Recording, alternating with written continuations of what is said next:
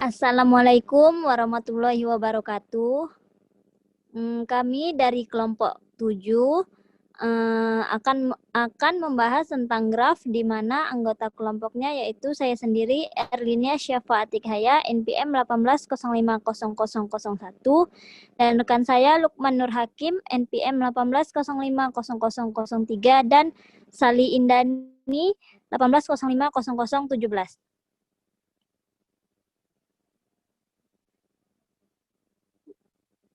Nah, langsung masuk ke materi. Yang pertama itu graf sederhana khusus.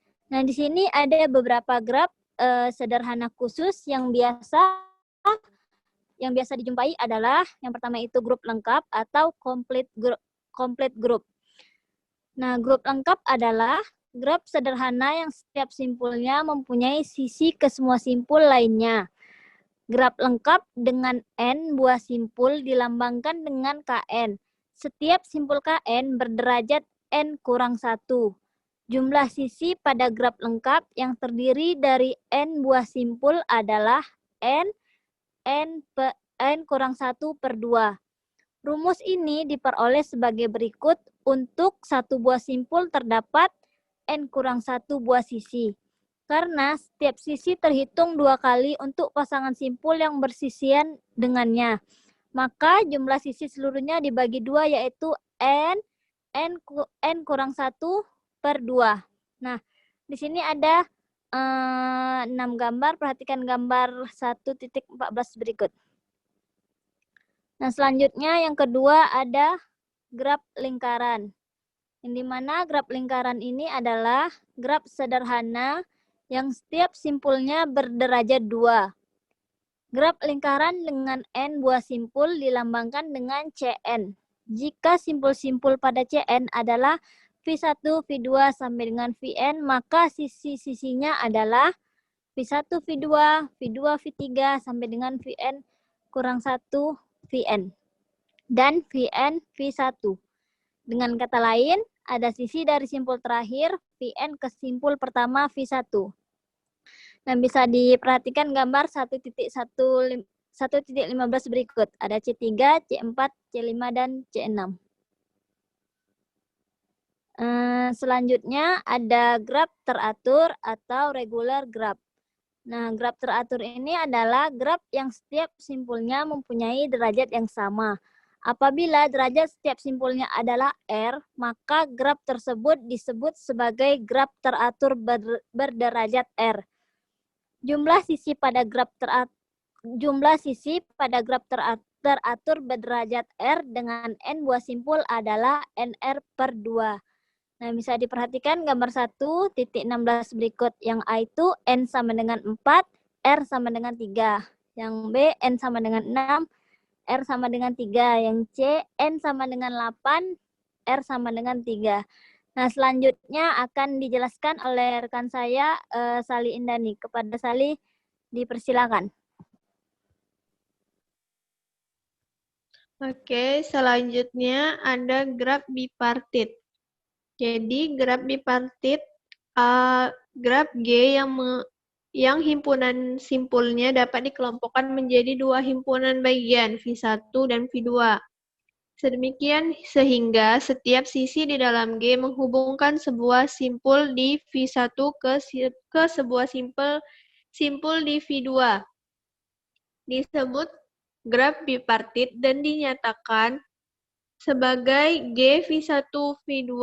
Dengan kata lain, setiap pasang simpul di V1 sedemikian pula dengan simpul-simpul di V2 tidak bertetangga. Jadi di sini ada contohnya di gambar 1.17 graf bipartit yang mana ada V1 yang punya 2 simpul dan V2 yang punya 3 simpul. Lalu apabila setiap simpul di V1 bertetangga dengan semua simpul di V2, maka G V1 V2 disebut sebagai graf bipartit lengkap atau complete bipartit graph, dilambangkan dengan KMN. Jumlah sisi pada graf bipartit lengkap adalah MN.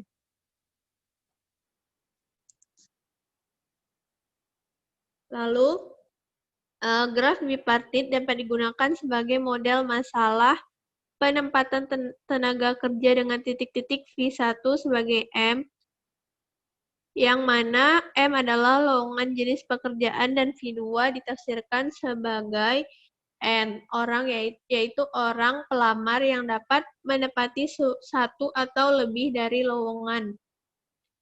Jadi di sini ada contoh yang mana V1 dan V2-nya itu diibaratkan sebagai lowongan jenis pekerjaan dan pelamar. Jadi ini adalah contoh dari kehidupan sehari-hari yang mana melibatkan graf bipartit. Lalu misalnya pada sebuah graf bipartit mencerminkan ada 3 lowongan pekerjaan dengan 4 pelamar, jadi V1-nya yaitu 3 dan V2-nya yaitu 4. Dan tafsirannya ialah pelamar pertama mempunyai kemampuan untuk menepati salah satu dari ketiga jenis pekerjaan. Pelamar kedua dan ketiga mampu untuk jenis pekerjaan pertama dan ketiga, sedangkan pelamar keempat hanya mampu untuk jenis pekerjaan kedua. Penerimaan pegawai akan lebih objektif apabila berpedoman pada nilai hasil seleksi kemampuan pelamar. Setiap nilai ini biasanya dicantumkan bersebelahan dengan sisinya yang sepadan dan dikenal sebagai bobot sisinya. Graf yang setiap sisinya mempunyai bobot disebut graf berbobot. Oke, selanjutnya di sini ada representasi graf.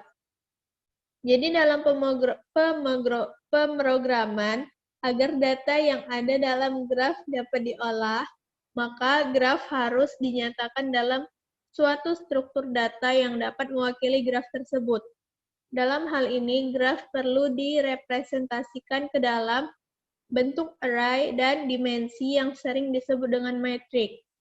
Jadi di sini representasi grafnya yaitu berbentuk metrik. Nah, yang pertama ada agensi metrik graf tak berarah. Jadi bisa dilihat di sini gambar 1A dan 1B, yang mana 1A itu berbentuk graf dan 1B itu adalah representasi dari gambar 1A. Kita ambil contoh dari simpul A. Simpul A itu menghubungkan B dan D. Maka kita coba lihat di gambar 1B, yang mana A yang mempunyai nilai 1 yaitu B dan D. Jadi sesuai dengan representasi graf yang dari gambar 1A. Lalu, metrik yang digambarkan pada gambar 1B merupakan representasi dalam bentuk agensi metrik dari graf yang digambarkan pada gambar 1A. Lalu di sini ada beberapa hal yang dapat dilihat atau diterangkan pada agensi metrik tersebut. Jadi 1, metrik yang berbentuk adalah metrik bujur sangkar N kali N, di mana N adalah jumlah simpul yang ada dalam graf tersebut. Metrik ini menyatakan hubungan antara simpul satu dengan simpul lainnya. Yang kedua, metrik yang terbentuk adalah metrik simetris dengan sumbu simetris adalah diagonal dari titik kiri atas ke titik kanan bawah. Lalu yang ketiga, data yang terdapat baik dalam baris maupun kolom dapat menyatakan degree sebuah simpul. Contoh, pada baris D maupun kolom D, jumlah angka satunya adalah 3. Maka di sini disimpulkan bahwa simpul D mempunyai 3 buah degree atau berderajat 3. Lalu selanjutnya saya serahkan ke moderator. Oke. Selanjutnya akan dibahas oleh rekan saya Lukman Nur Hakim. Kepada Lukman dipersilakan. Selanjutnya, yang kedua itu ada agensi metrik graf berarah. Yang dimana kita bisa lihat pada gambar tersebut dari gambar 2A dan gambar 2B. Metrik yang digambar pada gambar 2B merupakan representasi dalam bentuk agensi metrik dari graf yang digambar pada gambar 2A. Beberapa hal yang dapat dilihat dalam diterangkan pada agensi metrik tersebut adalah sebagai berikut. Sebelumnya saya akan membahas pada gambar tersebut pada gambar 2A dan gambar 2B. Yang dimana gambar tersebut adalah graf berarah yang dimana kita menentukannya dari jumlah busur yang mengarah ke suatu simpul. Yang dimana sini kita bisa lihat pada tabel dari simpul A ke simpul B itu arahnya ada dari simpul ke A ke simpul B dan sebaliknya dari arah B ada sebuah busur yang mengarah ke simpul A, maka itu bernilai 1. Selanjutnya, hal yang diterangkan dalam pada ajas metrik tersebut dapat kita simpulkan sebagai berikut. Yang pertama itu ada matriks yang terbentuk adalah metrik bujur sangkar N kali N, di mana N jumlah simpul yang ada dalam graf tersebut. Selanjutnya, matriks ini menyatakan hubungan antara simpul satu dengan simpul lainnya. Yang kedua, matriks yang terbentuk mungkin simetris, mungkin juga tidak simetris. Beda dengan matriks yang tidak berarah, yang dimana matriks itu pasti bersifat simetris. Di sini menjadi simetris bila hubungan antara dua buah simpul F1 dan F2 terdapat busur dari F1 ke F2, dan juga sebaliknya. Selanjutnya, hal pokok yang dinyatakan oleh matriks ini adalah busur yang keluar dari suatu simpul. Dengan demikian, data yang terdapat dalam suatu baris dapat menyatakan outgrade simpul yang bersangkutan, outgrade atau derajat keluar. Contohnya, jumlah elemen yang nilainya sama dengan 1 pada garis B ada 3 elemen. Ini menyatakan jumlah outgrade simpul B adalah 3 buah. Data yang terdapat dalam suatu kolom dapat menyatakan outgrade simpul bersangkutan. Contohnya, jumlah elemen yang bernilai 1 pada kolom B adalah ada 2 elemen. Ini menyatakan integrasi simpul B adalah 2 buah. Kita bisa lihat kembali ke tabel yang 2B, di mana di sini dari B1 itu dia terdapat 3 degree atau 3 pasangan. Dan kita bisa lihat dari sebelah kolom itu ada 2, yang dimana di B ke A dan B ke C. Nah, selanjutnya di sini yang ketiga ada adjacent metrik graf berbobot tak berarah, yang dimana kita bisa lihat pada gambar 3A dan gambar 3B. Nilai yang ada di dalam tiap elemen metrik menyatakan bobot busur yang menghubungkan dua buah simpul yang bersangkutan. Untuk dua buah simpul yang tidak berhubungan langsung oleh sebuah busur, maka dianggap dihubungkan oleh sebuah busur yang nilainya bobot tidak berhingga. Jadi untuk simpul yang tidak bertetanggaan itu dianggap berhubungan, maka dibuat nilainya menjadi tidak berhingga. Dalam pemrograman, karena keperluan algoritma, maka dari total bobot seluruh busur yang ada atau yang mungkin ada. Contohnya, pada gambar 3A simpul, A dan simpul C tidak berhubungan langsung melalui sumber busur. Maka untuk elemen metrik yang bersangkutan diisi dengan nilai 559. Karena nilai 559 adalah dalam kasus ini cukup mewakili nilai tidak berhingga. Kita bisa lihat pada gambar tersebut, simpul A dan simpul C tidak ada penghubungan busur dari simpul A dan simpul C, maka ditulis nilainya 559, yang berarti tidak berhingga.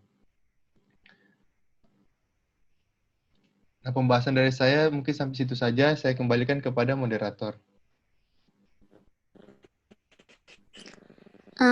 Oke, sekian dari materi graf yang kami jelaskan. Apabila kurang jelas atau kurang paham, kami mohon maaf. Sekian, wabillahi taufiq wal hidayah. Wassalamualaikum warahmatullahi wabarakatuh.